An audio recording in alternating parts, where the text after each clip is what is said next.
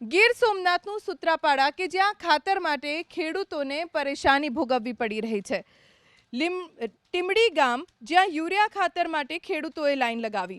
ખાતરની 800 બોરી ભરેલી ટ્રક આવતા જ આસપાસના ગામોમાંથી પણ ખેડૂતો ઉમટી પડ્યા.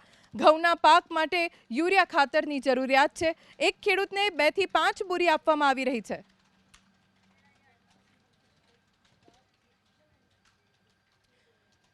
બોટાદથી સમાચાર. બોટાદનું ગઢડા માર્કેટયાર્ડ કે જ્યાં ખેડૂતોએ હલ્લાબોલ કર્યો. જણસના ઓછા વજનને લઈ ખેડૂતોએ હોબાળો મચાવ્યો. ખેડૂતોએ ગઢડા યાર્ડ પર લગાવ્યા ગંભીર આરોપ કે વાહનોમાં પૂરતો માલ હોવા છતાં માઇનસમાં દેખાઈ રહ્યું છે વજન. ગઢડા યાર્ડના વજન કાંટામાં ચેડા કર્યા હોવાના ખેડૂતોએ આરોપ લગાવ્યા.